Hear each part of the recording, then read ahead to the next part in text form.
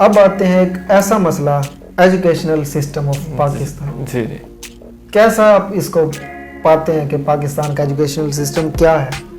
میں تو یہی کہتا ہوں کہ ایجوکیشنل سسٹم جو ہمارا ہے اس ٹائم موجودہ وہ انسان کی پرسنالٹی کو تباہ کر رہا ہے.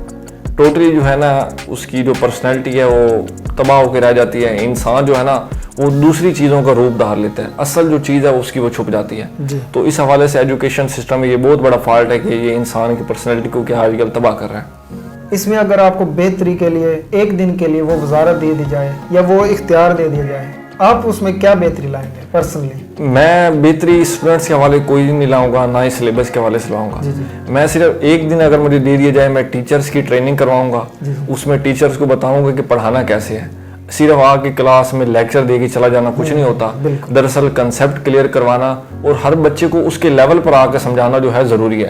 یہ نہیں کہ آپ نے پی ایچ ڈی کیا, آپ کے سامنے کوئی 8ویں کلاس کا طالب علم بیٹھا ہے, آپ یہ سمجھ رہے ہیں کہ اس کو وہ بات ویسے ہی سمجھ آ رہی ہے جیسے آپ کو سمجھ ہے. اس طرح نہیں ہو سکتا. اگر آپ ان کو ان کے لیول پر جا کے سمجھائیں گے تو وہ بچہ, ہر بچہ جو ہے ٹیلنٹڈ ہے. جس طرح وہ ایک کوٹیشن ہے کہ every body is a genius but if you judge a fish by its ability to climb a tree it will live its whole life believing that it is stupid.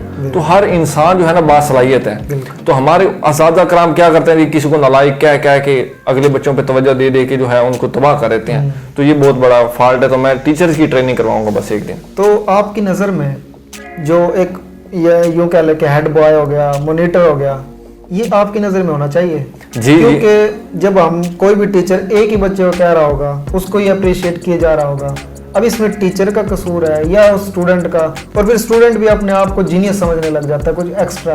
تو آپ کی نظر میں یہ ایک جو ایک کو اوپر مطلب پرائیورٹی دے دینا, یہ کیسا ہے آپ کی نظر؟ جی منیٹر اور فیوریٹ بچہ ان میں فرق ہے. جی منیٹر یہ ہوتا ہے کہ وہ استاد کی عدم موجودگی میں جو کلاس کو ہے نگرانی کرے گا, ان میں اپنا کنٹرول رکھے گا, جو تمام چیزیں ہیں وہ سر انجام دے گا.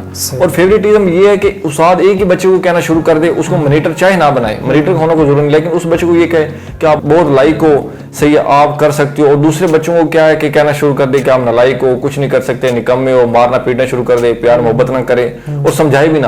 دوسری آج ہمارے سسٹم میں کیا ہے کہ دوسری دفعہ اگر انسان سوال پوچھ لے وہ کہہ دیتے ہیں تیرے ذہن میں کوئی شاید گل بندی نہیں.